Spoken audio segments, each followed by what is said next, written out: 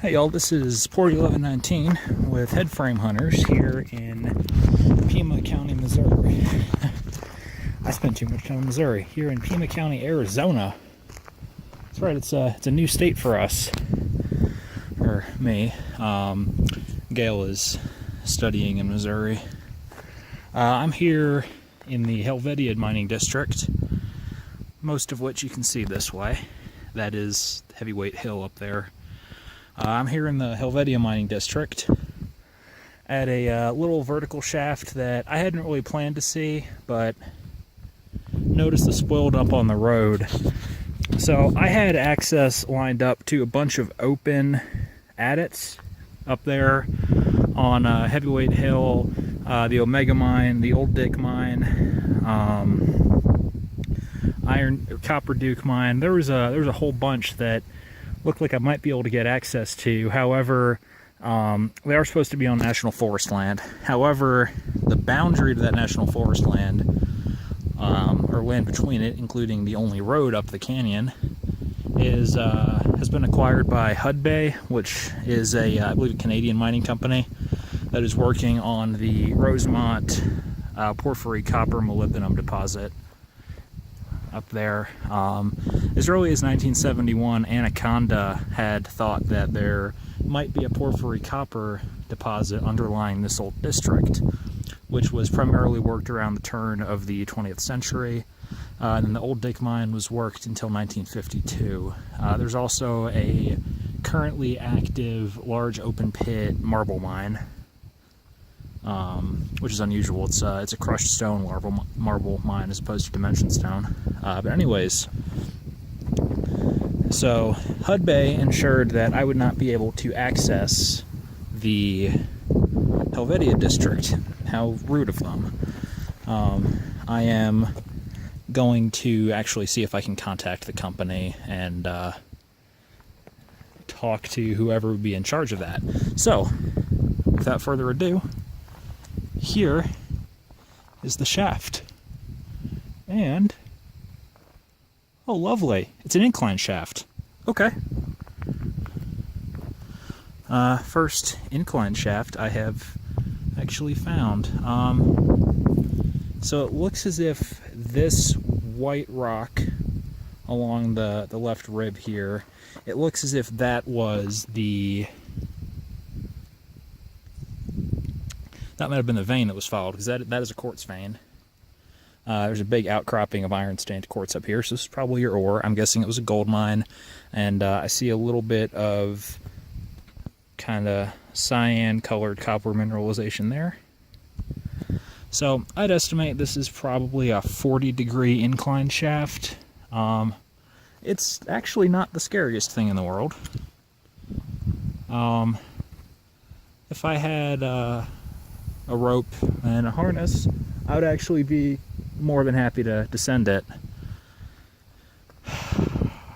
Yeah, it looks like it goes down at least 75 feet.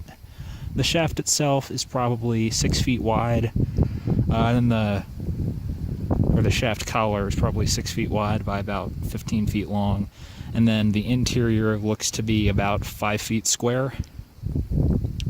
There's some corrugated steel here, and in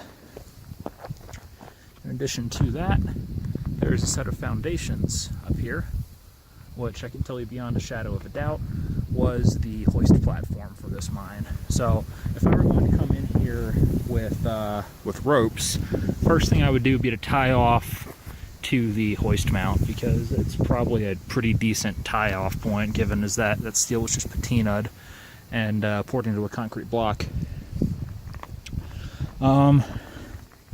Yeah, the dump material here is not very large.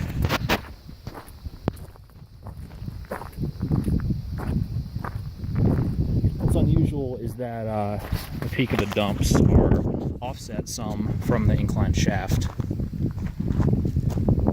Yeah, that gives you a good angle looking at the dip of the deposit. So I would say that's about 40 degrees. With proper equipment, that would be very manageable to descend. How worthwhile that is or not, how worthwhile or not that is, would depend on. It would depend on the depth of the shaft. So,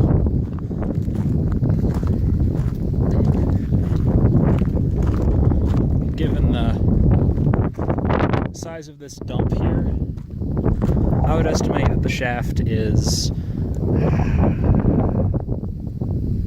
I'm going to say no more, it's 400 foot deep at the absolute deepest, area. So, 1800s mining engineering here. If you develop an incline shaft, your crosscuts, which are driven perpendicular to the ore body, are minimized in length.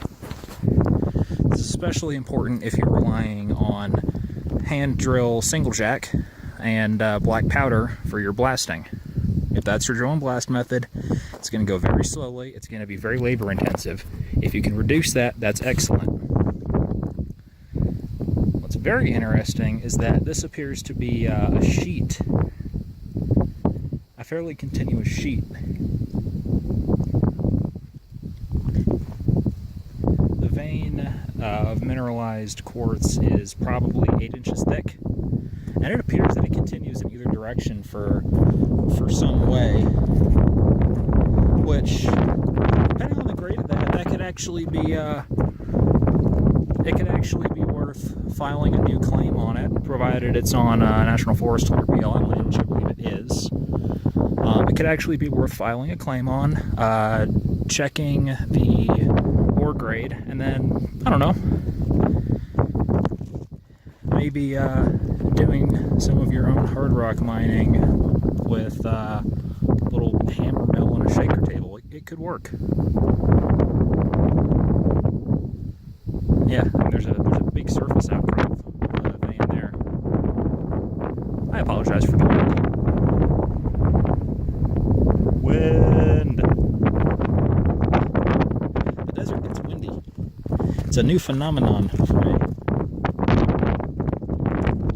So on my way up here,